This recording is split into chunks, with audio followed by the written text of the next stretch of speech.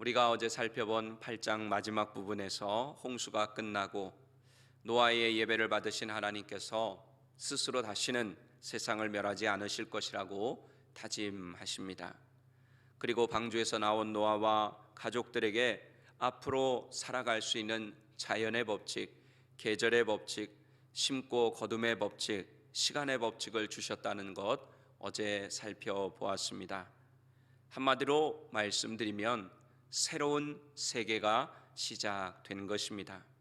노아의 가족들은 물론이고 모든 피조물의 삶이 땅 위에서 다시 시작되었습니다.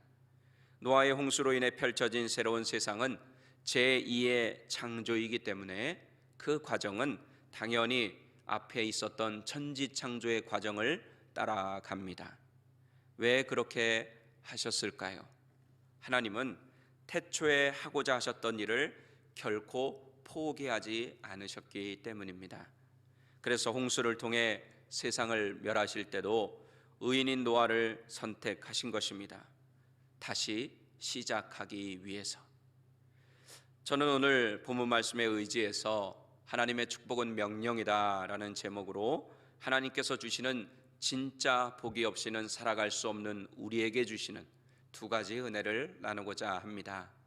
첫 번째로 하나님의 축복은 살리는 명령이라는 사실을 알아야 합니다. 어떤 명령이라고요? 살리는 명령, 살리는 명령. 오늘 본문 1절 함께 읽어보겠습니다. 하나님이 노아와 그 아들들에게 복을 주시며 그들에게 이르시되 생육하고 번성하여 땅에 충만하라. 아멘. 여러분 어디서 많이 들어본 말씀이죠? 생육하고 번성하며 땅에 충만하라. 어디에서 나오는 말씀이에요?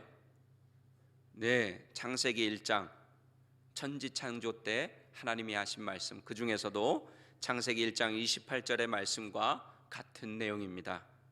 이를 통해 하나님께서는 천지창조 때 세우신 세상을 향한 계획을 아직 포기하지 않으셨다는 사실을 알 수가 있습니다.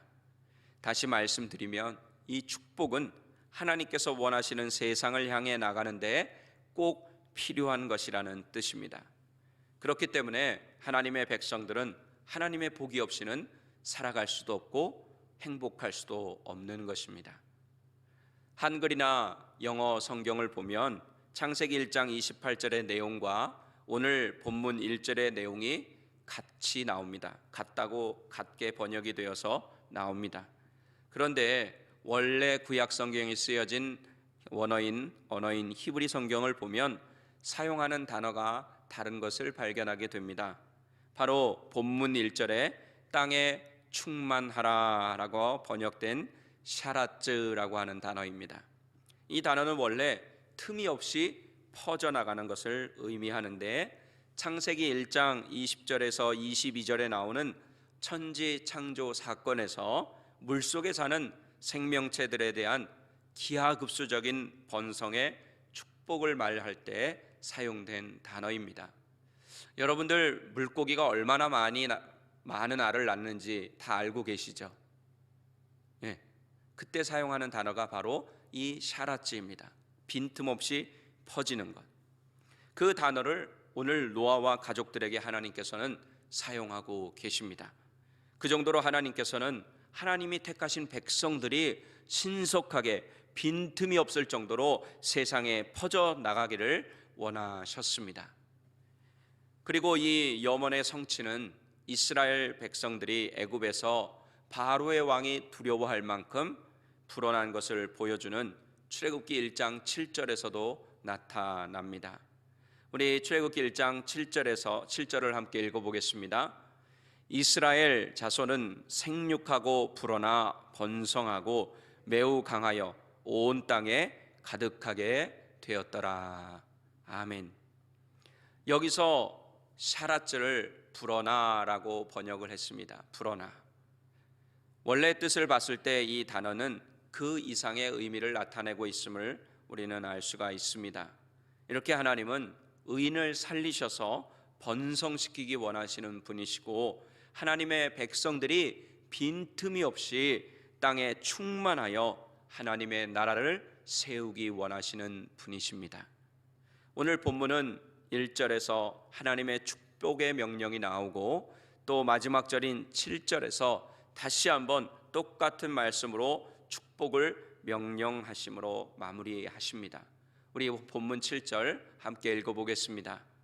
너희는 생육하고 번성하며 땅에 가득하여 그 중에서 번성하라 하셨더라. 아멘.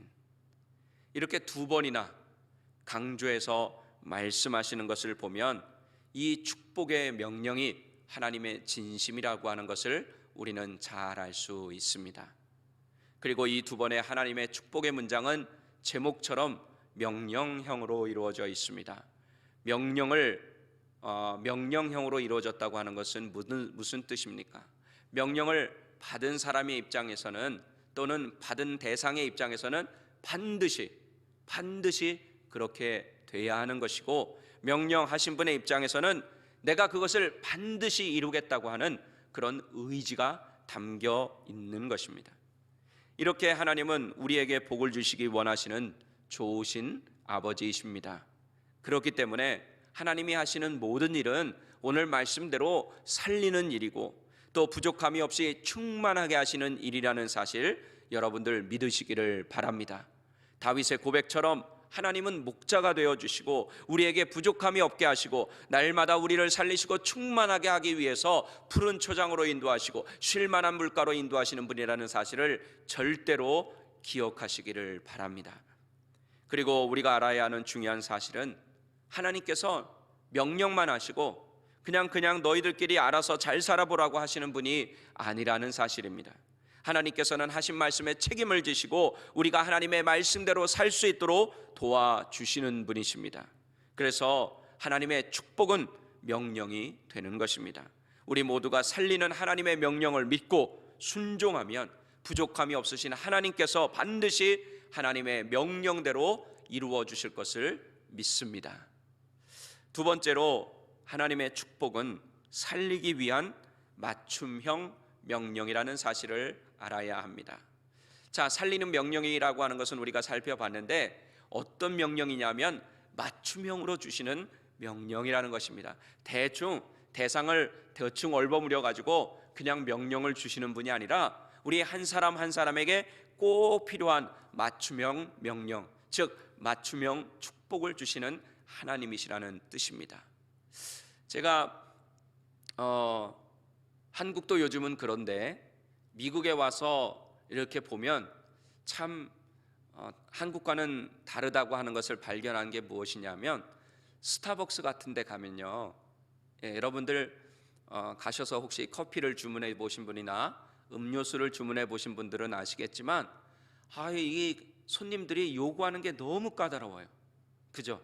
뭐 우유는 2%짜리를 넣어줄 거냐, 남팻을 넣어줄 거냐, 샷은 커피는 완샷을 하실 거냐, 더블샷으로 할 거냐, 설탕은 50%만 넣을 거냐, 75% 넣을 거냐, 안 넣을 거냐 등등 너무나 많은 요구를 합니다. 그런데 그 요구대로 다 해줘요. 물론 스타벅스 커피가 잘 되는 이유들 여러 가지가 있겠지만 제가 오늘 이 말씀을 통해서 말씀을 준비하면서 생각난 게 바로 스타벅스예요. 그래서 저렇게 다 맞춰주니까 손님들이 막 끊이질 않는구나 하는 그런 생각을 했습니다. 그런데 스타벅스의 사장이 그래서 그러는지는 모르겠지만 오늘 성경을 보니까 하나님이 우리에게 축복의 명령을 주시는데 맞춤형으로 주시더라 하는 것입니다. 오늘 본문 1절과 7절의 축복의 명령 사이에 창세기 1장에는 없는 내용들이 들어가 있습니다. 하나님께서는 노아와 후손들이 축복을 누리게 하기 위해서 두 가지를 더하십니다. 첫째는 모든 자연 만물이 인간을 두려워하게 될 것이라고 하십니다. 오늘 본문 2절 함께 읽어보겠습니다. 땅의 모든 짐승과 공중의 모든 새와 땅에 기는 모든 것과 바다의 모든 물고기가 너희를 두려워하며 너희를 무서워하리니 이것들은 너희의 손에 붙였음이니라. 아멘. 홍수로 인해 새롭게 시작되는 세상은 처음 세상과는 많이 달라졌습니다. 처음 창조 때는 자연과 조화를 이루었다면 홍수 심판 이후에는 조화로운 관계가 깨어졌습니다. 죄로 인해서. 처음 세상은 사람의 생존을 위협하는 세상이 아니었지만 홍수 이후의 세상은 사람의 생존을 위협하는 세상이 되었다는 뜻입니다. 그러므로 하나님께서 짐승들에게 더욱 두려움을 더하여서 사람을 보호하시고자 하는 인간을 배려하시는 그런 말씀입니다. 둘째는 모든 사한 동물들을 인간의 먹을거리로 주십니다. 본문 3절을 함께 읽어보겠습니다. 모든 사한 동물은 너희의 먹을 것이 될지라 채소같이 내가 이것을 다 너희에게 주노라. 아멘. 천지 창조 때에는 식물을 먹을거리로 허락하셨는데 홍수 이후에는 하나님께서 인간이 합법적으로 하나님이 허락하셔서 고기를 먹을 수 있도록 배려하십니다. 만일 이러한 배려가 없었더라면 아직 곡식과 과일이 자라지 않았기 때문에 노아와 가족들의 생계가 당장 위협을 받을 수밖에 없었을 것입니다. 그렇다고 하나님께서는 무조건 육식을 허락하신 것이 아닙니다. 육식을 할 때 하지 말아야 할 조건도 말씀하셨습니다. 하나님께서는 다만 피가 있는 채로는 고기를 먹지 말라는 조건을 더하셨습니다. 오늘 본문 4절 함께 읽어보겠습니다. 그러나 고기를 그 생명되는 피째 먹지 말 것이니라. 아멘. 이렇게 생명이 있는 피를 먹지 못하도록 하신 것은 사람들에게 생명에 대한 존엄성을 불어넣어서 남의 목숨을 하찮게 여기는 것을 막기 위해서입니다. 이 금지 명령은 짐승을 산채로 먹어서는 안 되며 죽인 후에는 반드시 피를 흘려 버린 뒤 먹어야 한다는 뜻입니다. 그리고 하나님께서는 다른 사람들의 생명을 마음대로 하지 못하도록 누구든지 남의 피를 흘리는 자는 응징을 받게 될 것이라고 말씀하십니다. 오늘 본문 5절에서 6절 함께 읽어보겠습니다. 내가 반드시 너희의 피 곧 너희의 생명의 피를 찾으리니 짐승이면 그 짐승에게서 사람이나 사람의 형제면 그에게서 그의 생명을 찾으리라. 다른 사람의 피를 흘리면 그 사람의 피도 흘릴 것이니 이는 하나님이 자기 형상대로 사람을 지으셨음이니라. 아멘. 이처럼 하나님께서는 육식을 허용하시되 세상을 유지하기 위한 강력한 제동장치를 마련하신 것입니다. 특히 사람의 피를 흘리는 것에 대해 부연 설명을 하셨습니다. 하나님께서 한 사람 한 사람 하나님의 모양과 형상대로 지으셨기 때문에 만약 다른 사람의 피를 헛되이 흘릴 경우에는 피를 흘리게 한 사람의 피도 흘릴 것이라는 말씀입니다. 이렇게 생명을 존중하는 사상은 1절과 7절에서 명령하신 생육하고 번성하여 땅에 충만하라는 말씀과 서로 연결이 되어 있음을 우리는 알 수가 있습니다. 이렇게 하나님께서는 세상을 배려하시고 인간들을 배려하시고 사랑하셔서 거기에 맞게 원칙을 세워주셨습니다. 즉 하나님은 살리는 하나님이시기 때문에 이 원칙에 위배되지 않는 선에서 시대마다 맞춤형으로 그 시대에 맞게 살 수 있는 길을 열어주신다는 뜻입니다. 이 맞춤형으로 살리는 역사의 절정은 바로 하나님의 아들 예수 그리스도께서 육신을 입고 이 땅에 오신 사건에서 나타납니다. 또 죄 없으신 그분이 죄인들의 죄를 대신 지시고 십자가에서 죽으셔서 죄의 문제를 해결하심으로 구원의 길을 열어주신 사건에서 맞춤형 명령의 절정을 보여줍니다. 그래서 누구든지 이 사실을 믿고 예수 그리스도를 구세주로 영접하면 구원을 받아 천국의 백성이 되게 해주신 것, 이 놀라운 사건이야말로 세상을 살리기 원하시는 하나님의 마음을 가장 확실하게 보여준 것이라고 믿습니다. 천지 창조 때도 에덴 동산의 심판 때도 또 또 홍수 심판 사건도, 나중에 아브라함을 부르신 사건도, 마지막으로 이 땅에 예수님을 보내주신 사건도 보면 결국 하나님의 목적은 한 가지라는 것을 깨닫게 됩니다. 바로 세상을 죽이는 것이 아니라, 심판하시는 것이 아니라 살리는 것이라는 것입니다. 그래서 하나님은 살리는 일에 초점을 맞추셔서 지금도 우리의 삶에, 여러분의 삶에 맞춤형으로 역사하고 계시고, 맞춤형으로 은혜를 주시고, 맞춤형으로 인도하여 주시고, 보호하여 주시고, 하나님께서 동행하여 주시는 줄로 믿습니다. 말씀을 정리하겠습니다. 사랑하는 새벽예배 성도 여러분, 생육하고 번성하여 땅에 충만하라는 축복의 명령은 지금도 유효합니다. 그리고 그것은 명령이기 때문에 믿는 자들에게 반드시 그렇게 될 것입니다. 그렇기 때문에 하나님께서는 코로나19 바이러스 팬데믹도 위기로 주신 것이 아니라 바로 이 세상이 다시 살아날 위대한 영적인 기회로 주신 것이라는 사실을 믿으시기 바랍니다. 여러분, 이제 보십시오. 이 사실을 믿으면요, 사람들은 우리 홍수 심판에 살펴봤잖아요. 하나님이 기억하시니까 바람이 불었어요. 그것은 성령의 바람이라고 했습니다. 성령의 바람이 부니까 물이 줄어들었어요. 땅이 드러났습니다. 새로운 하나님의 창조의 역사가 일어난 것입니다. 그것처럼 이제 바이러스가 온 세상을 덮고 있잖아요.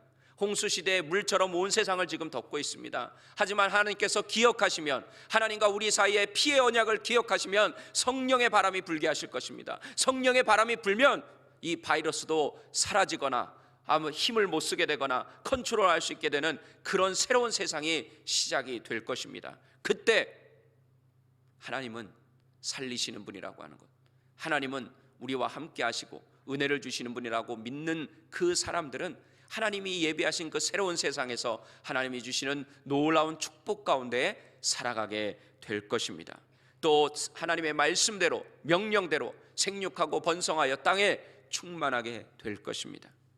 그러므로 이제 우리가, 하나님께서는 살리시기 위해서 우리 한 사람 한 사람에게, 우리 교회에, 우리 모든 이 땅에 있는 주의 백성들에게 맞춤형으로 역사하신다는 사실을 믿으면 우리 교회와 여러분의 삶 가운데 하나님의 새로운 놀라운 창조의 역사를 체험하게 될 줄로 믿습니다. 기도하시겠습니다.